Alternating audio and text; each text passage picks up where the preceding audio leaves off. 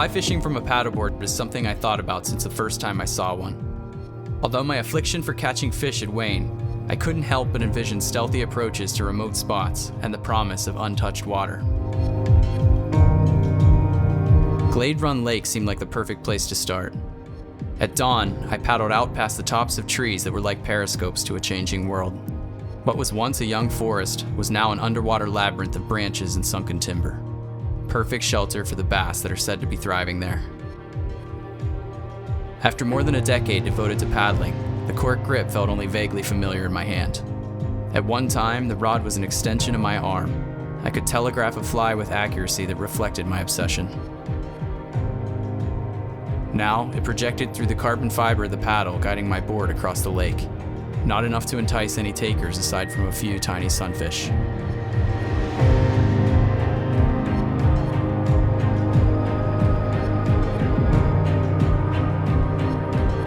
Next, I tried a secluded section of Connoquenessing Creek.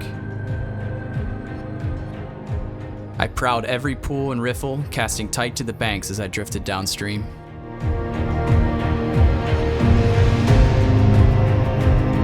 Eventually, I felt the pulse of a fish and landed a small bass from a deep hole. Though it wasn't the elusive bronze slab I hoped for, it was an affirmation to the path that led me here. What had drawn me to fly fishing and paddleboarding was the same: the desire to connect with something greater.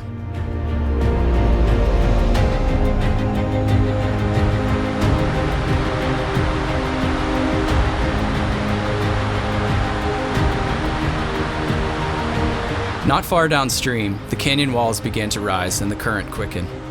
On this visit, I searched for a different ephemeral visage of the stream. The conditions were right, and I found the standing wave forming above a sandstone ledge. No longer just a means of navigation, the board became an instrument for expression. I gouged the rails into the velvet curl and glided freely across the liquid canvas beneath my feet. In some ways, it was like fighting a large fish on a gossamer line, a delicate dance with energy coiling from the depths.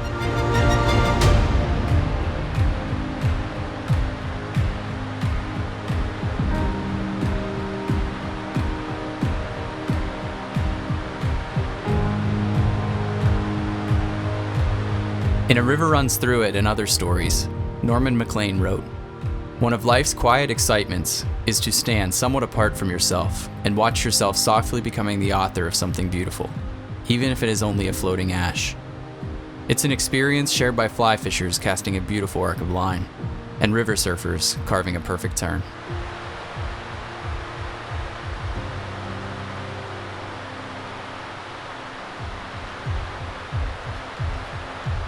The next feature below the wave was a nearly vertical drop with two main routes. Whether it's surfing, fishing, or descending a river, reading the water is an essential skill. The surface reveals hints about the complex currents, hidden rocks, and unseen perils that lie beneath. It's a language that translates best as intuition. To run rapids on a paddleboard, literacy is vital.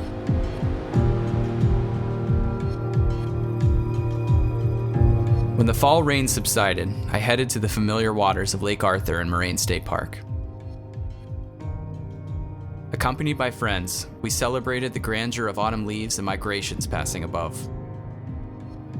The sunset burned to darkness and left one last perspective to share: the aquatic world illuminated beneath us. The boards pierced across the unveiled surface and our silhouettes faded like floating ashes dancing in the twilight.